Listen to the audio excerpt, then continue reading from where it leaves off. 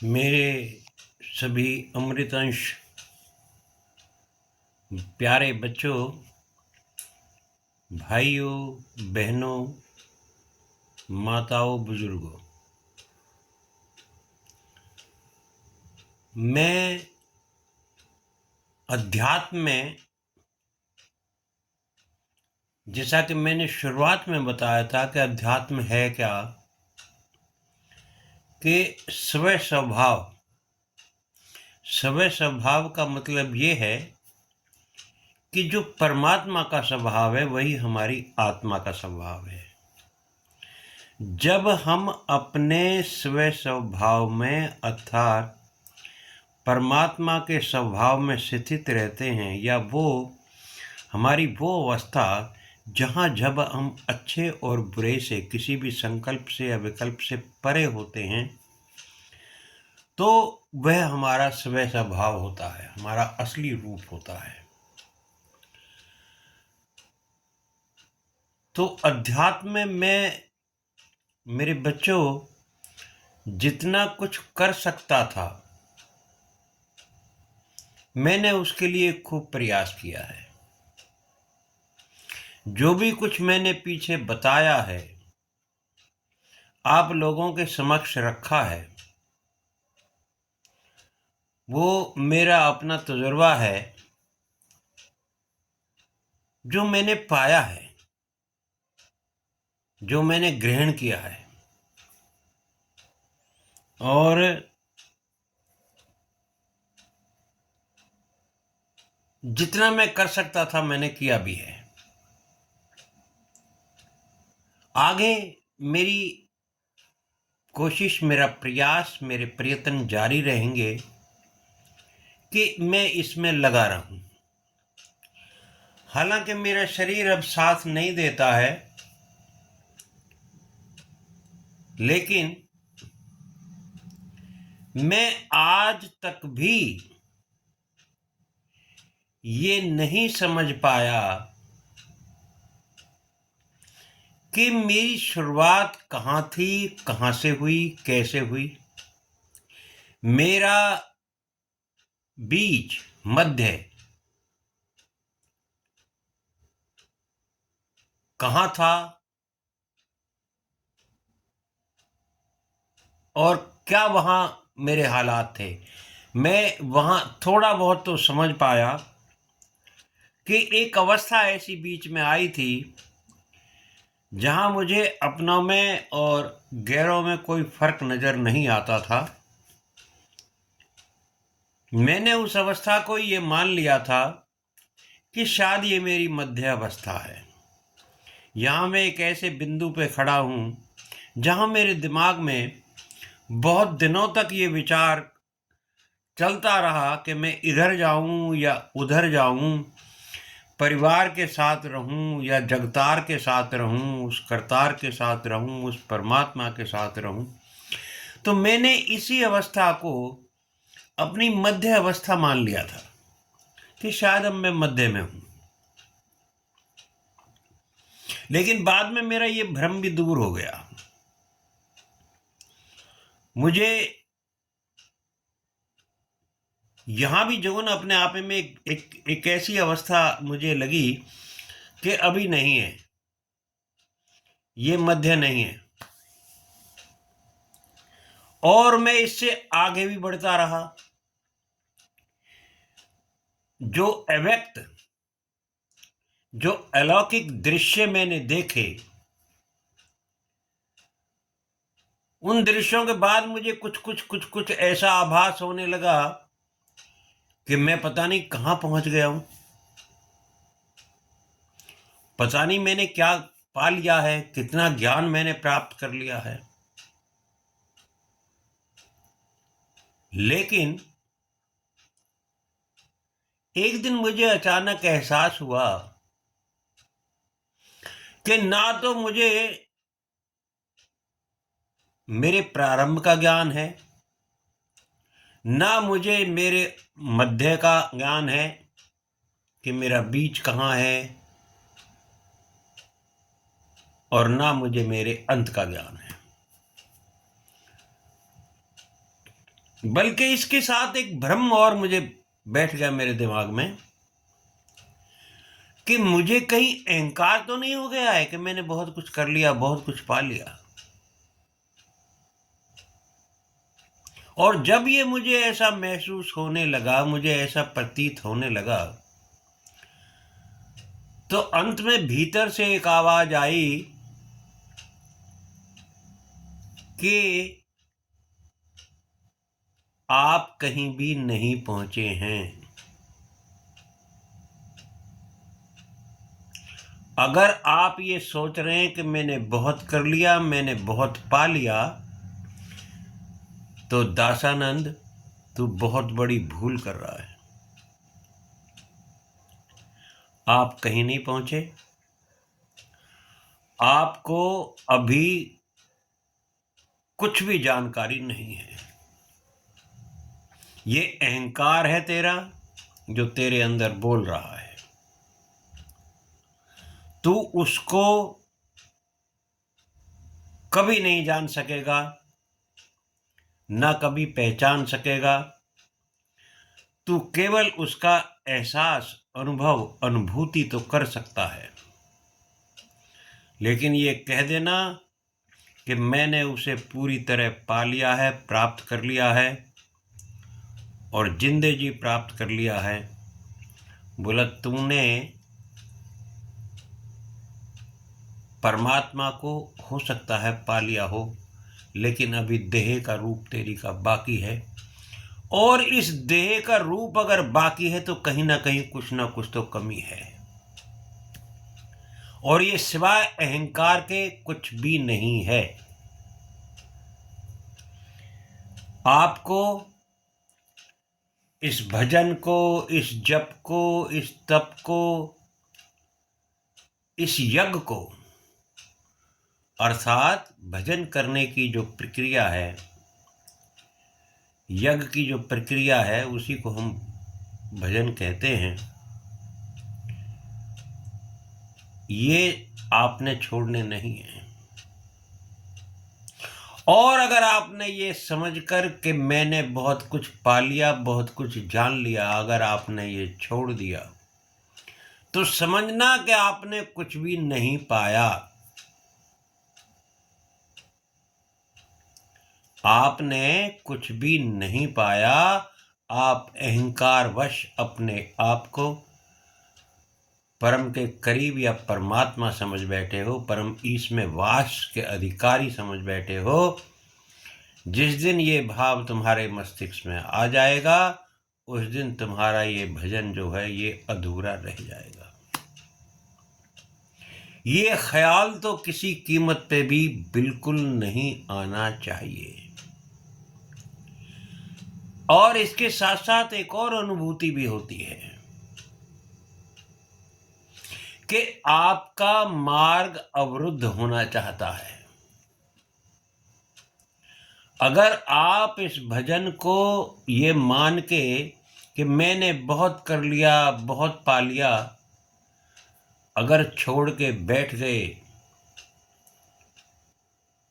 तो ये समझ लेना कि आपका मार्ग, आपका यह आध्यात्मिक मार्ग, यह आत्मा और परमात्मा के मिलन का वो रास्ता रुकावटों से घिर गया है, अवरुद्ध होना चाहता है, रुकना चाहता है। आप इस मार्ग को, मेरी व्यक्तिगत सलाह है, इसको कभी ना छोड़ देना। क्यों? कि एक बीच में मुझे एक आभास हुआ था कि तेरा जैसा ज्ञानी कोई नहीं है। मुझे जब ये धीरे धीरे परमात्मा की तरफ जाने का जब खुशी मुझे ये हुई कि अब मैं बढ़ रहा हूँ, कुछ चीज़ें देख रहा हूँ, कुछ आध्यात्मिक चीज़ें और अलौकिक चीज़ें, अलौकिक दृश्य में देख रहा हूँ, तो मुझे ये एक आभास हुआ था कि मैं बहुत अच्छा सफ़र जो ना बहुत तय कर चुका हूँ और आगे बढ़ रहा हूँ। लेकिन मुझे साथ साथ ये भी अभ्यास हुआ, ये भी पता लगा, ये भी अनुभूति हुई, ये भी अनुभव हुआ कि मैं कहीं नहीं बढ़ा अभी, मैं कहीं नहीं बढ़ा। ये मेरी सोच है कि मैं बहुत बढ़ गया हूँ, बहुत आगे बढ़ गया हूँ। इस सोच से बाहर आने का प्रयास कभी नहीं करना, नहीं तो ये अहंकारवश तुम्हारा भजन अधूरा रह जाएगा। अंत समय तक जिस प्रकार दीपक की लौ बिना हवा के जलती रहती है, उसी तरीके से इस भजन को, इस ध्यान को, इस योग को आप करते रहना। इसे छोड़ना नहीं है और इसे छेड़ना भी नहीं है। ऐसा साधु संतों ने भी कहा है कि इसको छेड़ना भी नहीं और छोड़ना भी नहीं। छेड़ोगे तो अहंकार और छोड़ा तो आप कहीं के भी नहीं। अवस्थाएं बदल जाएंगी, हालात बदल जाएंगे, परमात्मा से दूरी बन जाएगी। ये बात ठीक है, जितना तुम भजन के माध्यम से जितना ग्रहण करोगे, प्रकृति में कोई ताकत नहीं है। प्रकृति के किसी भी गुण में, प्रकृति के 3 गुण हैं, सतगुण, रजगुण, तमगुण।